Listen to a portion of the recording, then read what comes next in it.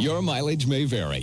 This will truly be the golden age of America. That's what we have to have. The knock-on effects of the new number 47 on public transit and transportation. Plus popular Christmas songs that may be distracting for drivers behind the wheel.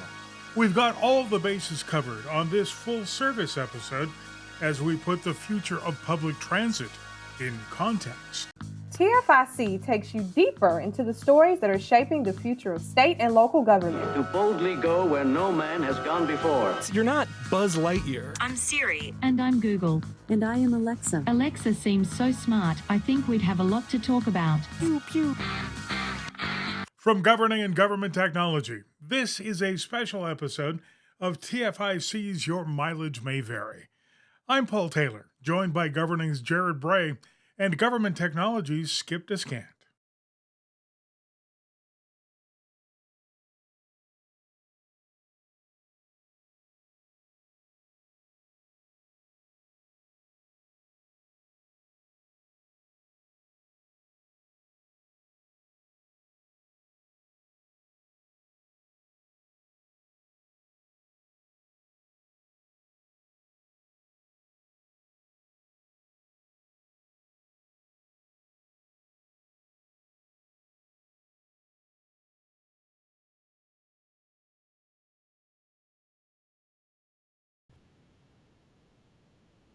Click and Clack are back for another episode of Your Mileage May Vary.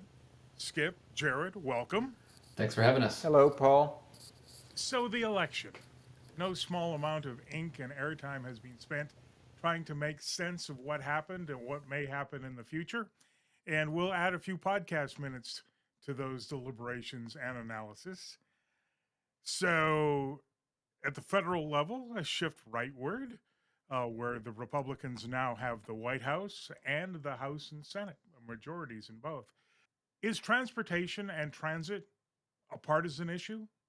Complicated question. A lot of politicians love to say, no, it's not a partisan issue. It does have a real partisan flair because Democrats tend to represent big cities where there's more people that use transit, and rural legislators tend to be Republicans, where people have fewer transit options. In the case of the 2024 election, you saw an interesting sort of set of dynamics because, as you mentioned, there was a rightward shift at the federal level. But in a lot of cities, in most of the cities where voters had an option to tax themselves more to pay for more transit options, they chose to do just that. See, I thought that was an interesting turn, Jared. We've seen these initiatives come up before. Nashville is a great example. Several years ago, voters turned down a big proposal to tax themselves for transit. When it comes to other forms of transportation, it becomes maybe less partisan, if that's the way. I think when it comes to roads and bridges and ports, there's a lot happening in that area, a lot rolling out in terms of from the Biden administration. Those projects, I tend to think, are popular projects and are headed out the door. Clawing them back or slowing them down, I don't see that as a huge priority. In part because they're in a lot of areas that the former president carried overwhelmingly. So these are in red districts, and I don't see those leaders in those areas trying to pump the brakes on those things. Skip mentioned that other forms of transportation aren't quite as partisan as transit. I think there's a truth in that. There is a real sense in which spending money on any sort of transportation infrastructure creates a constituency for that sort of investment, and so folks who are getting the money flowing to their districts, it kind of almost doesn't matter sometimes what the project is. People tend to be in favor of that type of investment.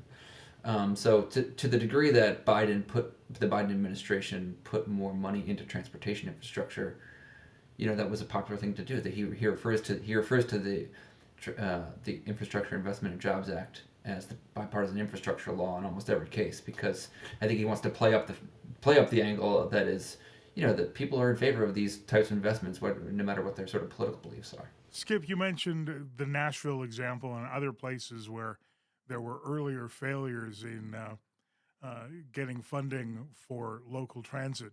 Yet, at the local level, vote splitting and whatnot being what it is, what's changed? And what lessons can we draw from that recent experience?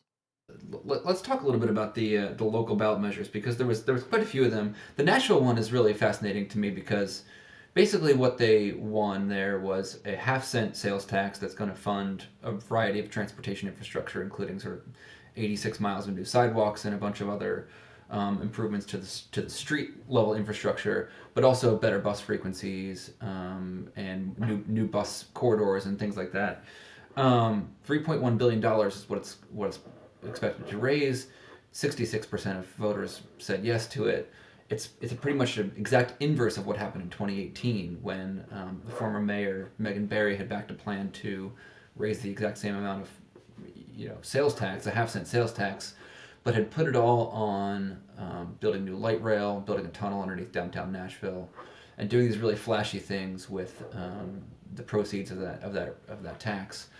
She had her own sort of political scandal with a bodyguard and using public funds for travel overseas. So she ended up resigning before the vote, and that was part of why it tanked. But there was also a sense that the new mayor, Freddie O'Connell, thought part of the reason that Nashvilleians didn't go for that is because they're so lacking in some of the basics of transportation infrastructure that jumping to a lot of light rail and things like that wasn't necessarily the way to go. That it would be better to sort of build out the basic network of streets and busways so that Nashvilleians could get used to expecting transit to arrive on time and not just have it be this shiny object that they had to shell out for.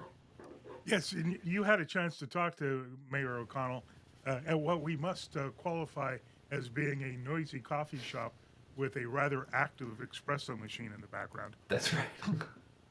But he said a couple of really interesting things I'd like you to expand on a bit. One was, as he was looking at past initiatives, it was really a choice of choosing something over nothing. What did he mean by that? I think what he was talking about was that he had been a supporter of the 2018 initiative, which was built on a lot of expensive infrastructure and moving to the sort of rapid rail-based infrastructure. I think the point he was trying to make to me was that he supported it because he wants those things too. He didn't believe that it was necessarily going to win, partly because there was so much opposition to it based on it being the sort of boondoggle. He supported it because he supports transit, and I think that the people who did vote for that 2018 measure also supported transit, one of those things. But I think what he was trying to do with designing the measure that just passed this past week was make it more applicable to everyone's life. Not just folks who envision themselves as train riders, but to drivers and pedestrians and bus users and things like that. Make it much more of a sort of like grounded. And that grounded can be taken a couple of different ways. One is, you mentioned his aversion to boondoggles. He also mentioned his aversion to moonshots and bright, shiny objects. And I thought it interesting that he sees sidewalks rather, as an important part of transit infrastructure. And I had never put those two together in my head, but it makes sense that when you get off said bus or said train, you got to walk the next little bit to get wherever you're going. You're seeing more of that too. I mean, and I'll talk about another city in just a minute. But he had told me, as a bus rider in Nashville, he used to get off the bus and step right into a ditch. You walk around Nashville, and it's like downtown Nashville is very built up, and it's very flashy. There's a lot of new development. There's a lot of new population, but the outskirts are like the outskirts of a lot of American cities where it's big 6-lane, arterial roads that don't have good sidewalk infrastructure, don't have bus shelters, stuff like that. So I think he's thinking about sort of like, building up that aspect of the city so that it can be more of the city can be usable to more people. In Seattle, they just passed a measure last week too. It's a 1.5 billion, fact check me, amount of new revenue for similar things. It's not a transit measure because they have other ways of funding transit. They have other measures that they've sort of voted on to fund transit, but this is a transportation levy, and it's doing a lot of the same stuff where they're talking about building up sidewalks and creating better intersections and connecting people to the transit projects they're investing in too. So I think it's something that a lot of cities are trying to focus on because there is such a widespread need for that type of infrastructure, and it touches more people than just saying like, well, there's going to be a train that runs downtown. Yeah, I'm gonna pick up on that. I do think what we're seeing is a focus toward more multimodal. Instead of building $1 billion light rail line, which is super capital intensive, there seems to be a thinking let's create something that's more flexible. That's the great thing about bus lines and bus systems, and then having that built into that is or other things like super low tech but is super essential features like sidewalks. So I think there is that's kind of where a lot of the sort of transportation thought leadership seems to be headed, and I think it's also because of that's where the public is really, quite frankly. So let's this sort of rethinking. Do we have to sort of build the super expensive capital project, or can we start to think more holistically about moving people in a number of different ways? With the recent losses, contrary to the Nashville experience, San Francisco had a failed rideshare tax, and there's in Atlanta and the suburbs, a transit initiative went down. Put those two in context. Is it just the back to basics approach, or is there something else going on there? Sure. I mean, I would profess right in front of you two right now that I don't understand exactly what's happening in San Francisco. I'm an East Coast guy, and there's a lot of political dynamics in San Francisco. The mayor just lost re-election there. There seems to be a sort of rightward lurch in San Francisco. Obviously, that's been happening all over the country, but what they were proposing in San Francisco was a tax on rideshare to fund more municipal transportation, or the Muni, the local public transit option there, and that didn't pass. I think it did get majority support, but it didn't pass because they needed to pass the 60% threshold there. San Francisco's transit systems are in real dire straits. I mean, they lost so many riders during the pandemic, and there's also been an outmigration of tech workers that have just been putting those systems under real strain. So leaders are looking for all types of solutions to get more funding to those systems, and they're going to have to keep looking. The situation in Atlanta is honestly much easier to understand historically, because the Atlanta transit system, MARTA is what it's called, was built, I don't know exactly when, but 4 or 5 decades ago, and it has never been able to extend to the outlying suburbs. So last week there was measures in Gwinnett County and Cobb County, Georgia, which are both suburban Atlanta, and they were going to raise a small tax to basically increase bus service. This is the third time in a decade that they've tried to do this, and voters just keep saying no. The whys and wherefores of that, I think, are all over the place, but it's just one of those situations where county leaders have been trying to extend public transit from the city to the suburbs for a long time, and they can't get people to sign on. Skip, you're a West Coast guy. Can you make any better sense of San Francisco? I think Jared is pretty much headed in the right direction there when he said that there's a sort of a rightward lurch in even in the Bay Area, a part of the country that has long prided itself on its sort of progressive politics, but yet it has. We're seeing the same sort of shifts there that we've seen in other places. Part of it, I think, is this sort of readjustment after the pandemic. There was a time when thousands and thousands of workers would head into San Francisco every day and support all of the different services and businesses and things that happen in that city. That doesn't happen near to that degree anymore, and so just a lot of social ills that apparently residents have become fed up with, I guess is the only way to say it, and hitting back by rejecting, again, measures to support transit, which is so essential, but Muni has an uphill climb. A lot of the revenue comes from parking, so perhaps they will reimagine street parking in a way, but watch for that to get a lot of pushback as well. So clearly there are transit issues to be addressed and problems to be solved. Is there a clear articulation anywhere of what Republican-shaped solutions look or alternatives? At the local level, a lot of these places have had Democratic leadership for a long time. The big cities are mostly blue cities outside of Texas, and some places in Oklahoma has some big cities that are led by Republicans. So Republicans haven't really had a hand at outlining a vision for urban transportation. At the federal level, we could talk a little bit about sort of how things might change in terms of federal investments and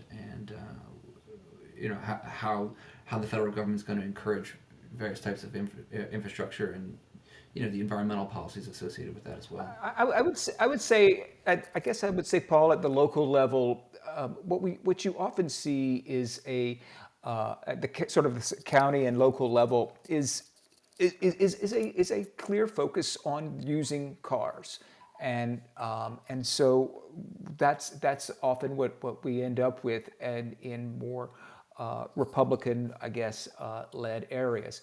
That means everything that's needed for cars, but also I think it's also a signal of land, how we use land as well, and there's more resistance to things like that are going to sort of control land use away from a very car-oriented kind of land use pattern. So it's just that's the pattern that's been long established, and I just see that as continuing, I suppose. With the coming of the second Trump administration, there's a couple of things I wanted to get your comments on. First, the GOP's potential rollback of emissions standards. And Skip, you mentioned the return of or a reliance on cars.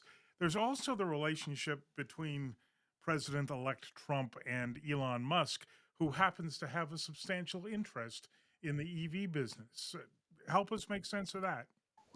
Yeah, it's anyone's guess, I guess. I tend to think that the American appetite for the electric car is what it is, and I think it's going to continue to grow. Car companies, will they sort of pivot and do something else? Car companies make plans years and years in advance, so I don't know how the whims of politics sort of affects that. But you may see some pulling back by some of the car makers in terms of their more ambitious electric plans. But in terms of what we can expect from the new Trump administration, a lot of incentives for, say, charging infrastructure and things like that. That money is sort of moving out the door. I don't necessarily see a lot of clawing back. But it remains to be seen what the next transportation next transportation secretary will be, who the next secretary of the Department of Energy will be, and what's the future of the joint office that those two agencies that came together formed this joint office to create a mechanism for rolling out all of these very ambitious new electrification transportation programs. So the leadership there is going to change. How it's going to change, we don't know. Those cabinet secretaries have not been announced. If we can look to the cabinet secretaries that have already been announced, they could be people that have zero knowledge of those policy areas. It's an open question. It's very much an open question, and I think that like no matter what, whether Trump decides to undo some of the Biden era incentives for EV purchases, or invest less in electric vehicle charging infrastructure and stuff like that, the Biden administration saw those things as part of its climate policy. It saw the transportation sector as somewhere to intervene to make progress on its climate goals. The Trump administration is not likely to have climate goals in the same way as the Biden administration did. There's not going to be as much of a focus on sort of reducing environmental impact of transportation, reducing greenhouse gases. I think it's fair to say that they just don't see that as a priority in the same way that the Democratic administration did. So that's going to play out in transportation in a number of different ways. And I think that Skip's right that some of those are yet to be seen, and some of the existing investments in infrastructure are going to continue into the beginning parts of the Trump administration. And then in 2026, they're going to have to reauthorize the entire surface transportation bill. So that'll be an area where Republican control Congress and who's in the White House can make some difference. Jared, as you know, governing has a long tradition of identifying issues to watch in that crystal ball sort of way. And this is for both of you, but we'll start with you, Jared. 2 or 3 issues to watch on this front for 2025 and beyond.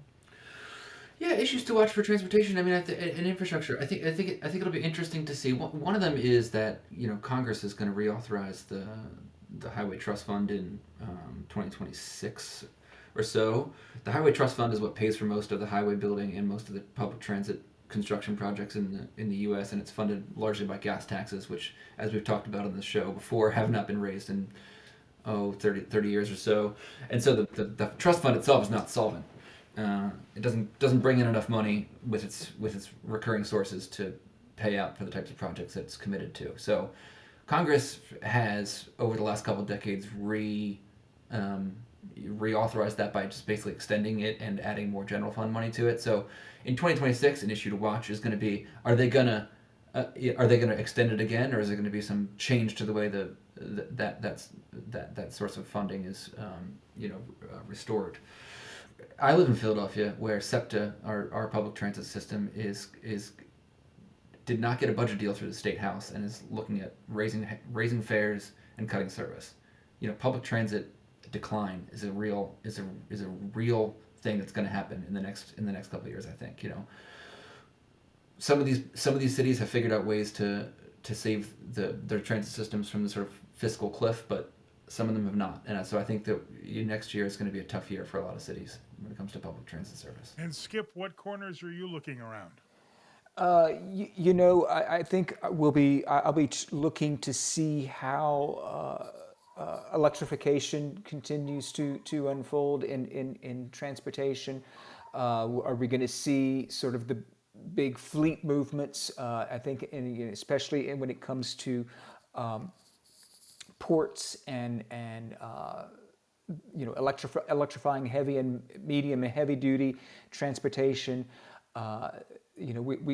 We've got a lot of momentum in that area, and I think what I would say is I think states are continuing to do what states do, and I think states are like California are going to continue to move forward with their own visions for climate and equity, which is going to become a super dirty word in Washington. But states are going to continue to do that. Now, how much pushback they're going to get from Washington is another question. So that's what I would see, and I think what we're going to see is a wider and wider gap between life in one state compared to life in another state, and largely because of the directions that state government is taking, either in response to or in handshake agreement with Washington. All of that very helpful. Thank you for that. This has been a little bit of a heavy lift. wonky in the best sense of the word. Wanted to go out, though, with something completely different in the spirit of a public service as the holidays approach. This may be made up science. They have done an analysis of popular holiday music, and based on Spotify findings, that songs with between 50 and 80 beats per minute can boost creativity and productivity, inducing an alpha state, leading to a more focused and alert mindset. Along with some casino experts, they have examined the beats per minute of Spotify's most popular Christmas songs to determine which ones exceed this threshold most significantly, and therefore may be a driving hazard because they would be distracting to listen to while moving. Would you care to guess at which popular Christmas song presents the most risk this holiday season for drivers? For drivers, huh? Wow. Is it that Merry Christmas song? Christmas by myself this year. I forget who sings that. That's my guess. All right. Skip, you got anything? No, I don't. I'm trying to think of if that getting the 50 to 80 beats per minute, and which is kind of a fast tempo. It's not one of the more ballad types, perhaps, but I don't know. What are they thinking?